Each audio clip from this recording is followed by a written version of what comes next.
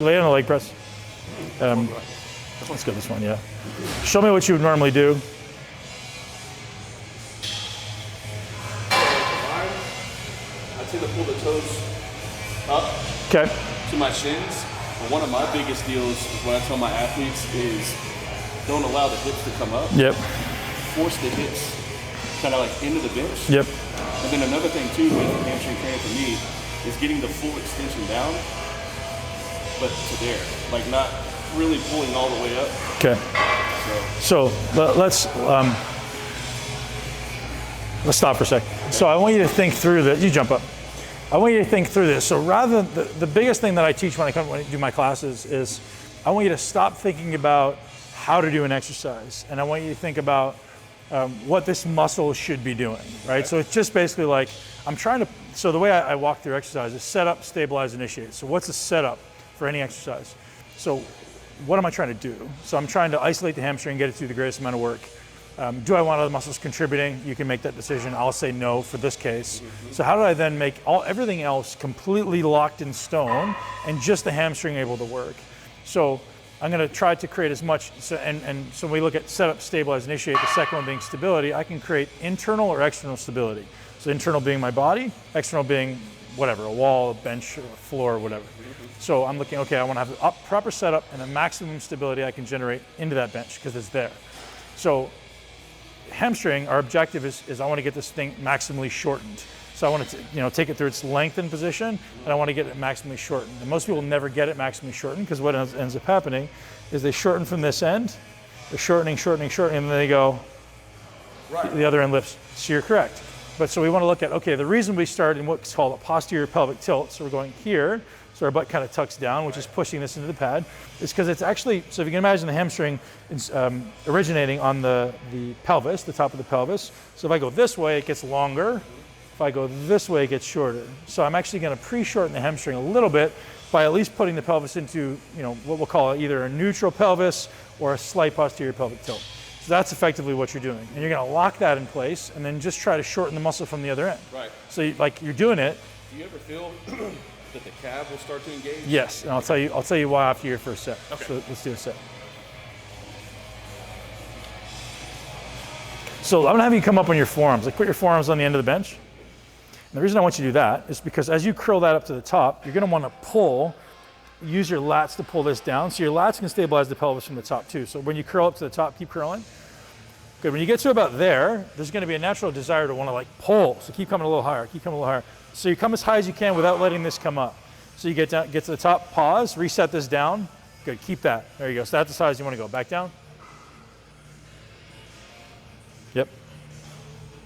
Good, pause, good. Yep, there you go.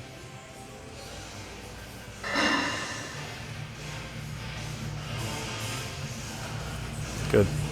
Just do a few reps, feel it. Good, lock this down at this end. One more, yep. So to lock this down, you're also going to need to lock your abdominals down. So think about pulling your abdominals in and like almost into a crunch position. Good, yep. Awesome. Rest. Okay, so that's good. Couple other things. So it'd be good if you can see it on somebody else. But right. So when you're in a leg curl, you're doing this. So that's kind of your resting position. So now my knee is pointed there. So this thing is a hinge, right? So it's a single levered hinge. So if I'm gonna have my knees in proper alignment, I need my knee to work like a hinge so that it curls straight back. So you may wanna start, so basically my toes should be straight. You may wanna start slightly internally rotated. Okay.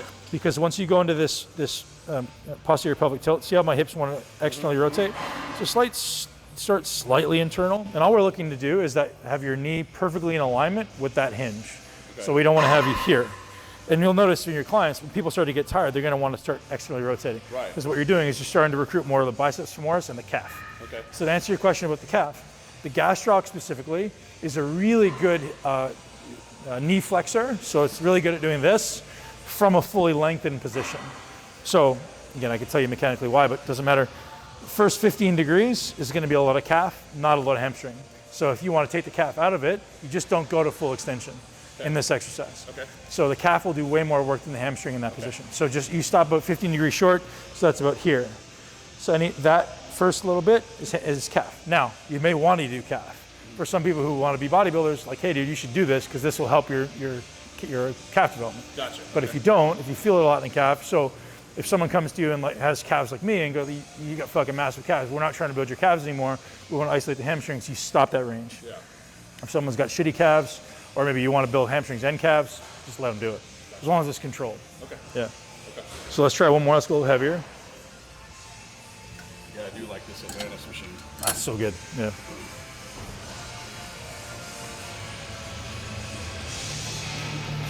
Yep. Good, so you're gonna come down and stop about 15 degrees short there, yep. Good, so now if I wanna make this hard for you, actually, go, I'm just gonna do something. You just go, keep going about your set, go. Push through me, push through me, push through me, yep, good. Pause, control, down. So if you're trying to produce maximum force, I want you to shove down into that pad as hard as you can with your knee, go. Yep, go, go, go, go, yep. Good, still gotta keep those hips down. So this isn't about beating me, this is about using my resistance to contract harder. So contract this as hard as you can.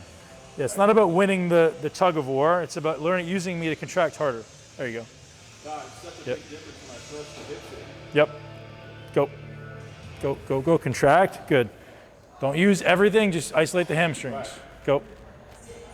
Yeah, there we go, better, better, better. Stay down. Yep, good, keep it down. Go, go, go, go. Yep, good. There we go. Finish. Stop. Down. Put it down. Yep, that's better. 2 more. Go. Yep. Keep the hips down. Keep the good fix. Good fix. Good fix. Keep it down. Check it down every time you get to the top. Go. Go, go, go, go, go, go, go, go. Good. So, good. That's enough. So what I would have you do, if you have a training partner, yeah, like that weight is very light, but you feel how I'm giving you a lot of resistance at the bottom and none at the top. Right. Because you're really strong here and you're really weak here. Not you, but everybody. Right. So I'm gonna give you a weight or a resistance that matches what you're capable of. So on the bottom, resist the desire to like throw me out of the way and just morph it, make it like I'm trying to contract this as hard as I possibly can. When you said contract before actually doing the rep, right, that's when I felt the most. Right, so we're gonna do another set, and that's the specific cue. So I want you to like think about ramping up contractions. So like contracting as hard as you can into an immovable object. So you're not trying to move me out of the way, you're trying to contract as hard as you can into, I'm literally gonna block it so you can't move it. And then as you ramp up that contraction, I'm slowly gonna let it go and let you finish the rep. Right. So like if you have 60 pounds in there, your brain is only gonna produce 61 pounds of force to overcome it, the smallest amount that it needs to. So if I give you an immovable object, your brain's gonna produce all that it can, and then I'll move out of the way and let you continue with that amount of force production. Does that make sense? Yeah, sure. Yeah, so anytime if I'm trying to move 100 pounds in that direction, my brain's literally using 101 pounds of force to overcome it, and if I'm slowing it down, it's using 99 pounds of force to like eccentrically. Right. So it has to, to overcome something, I have to use more force to overcome it than the weight itself, and to slow something down to like eccentrically loaded, I have to use slightly less. So in this case, you're gonna use 62 pounds if I just let you go on your own, but if I give you resistance, it's gonna be as much as you possibly can. So let's try another set. Okay. I think I put my shoes on. Oh yeah, put them on and took them off. So go ahead and do 1 rep. Find that contraction, just really focus in on that contraction. So man, if I were you, I'd close my eyes to lose all that sensory input from your eyes, curl all the way up. Now I want you to feel, get really deep into that muscle. Go. Yeah, there we go. Nice. So hips stay down, check that every rep. Go, curl, curl, curl. That's it. That's right, man. There we go. Much better. Yep.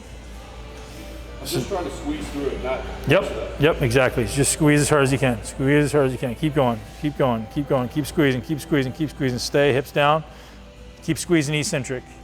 Good. Right back up. Go. Yeah. There we go. There we go. Finish the rep. Finish the rep. Squeeze, squeeze, squeeze, squeeze. Don't lose it. Good. Yep, yep, yep. Come on. Come on. Come on. Come on. Squeeze. Good. Come on. Come on. Hips down, hips down, hips down. Good. Good fix. 1 more. Hips down. Don't you let them come up. Come on.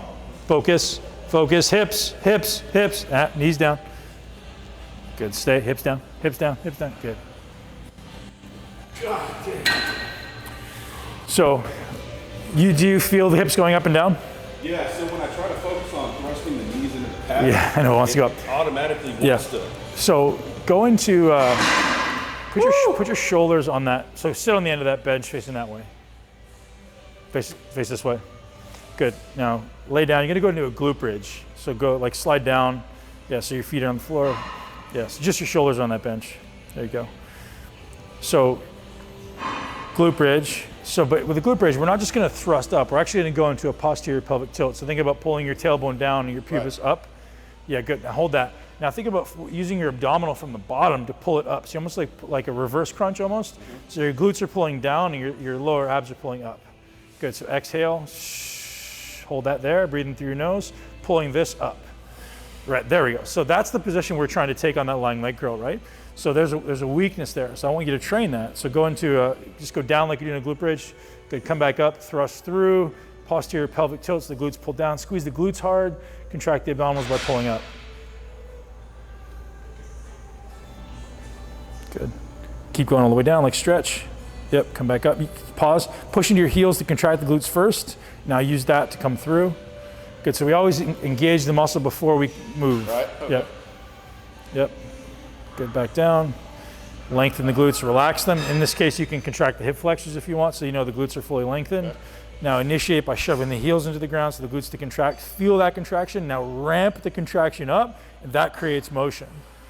Good, and then now come through, pull this up. Yep. Perfect. Yep. So this is one of the, for me being a coach, I don't focus on a lot of this stuff anymore. Mm-hmm. So I'm super weak in my core. Mm-hmm. Well, so that's going to take away, you realize, like, if you're trying to build your legs, I don't know what your aspirations are with your body right now, but if you're trying to build your body, the trunk and spine, so you got 3 hubs of stability, right? 4, but 3 we'll talk about.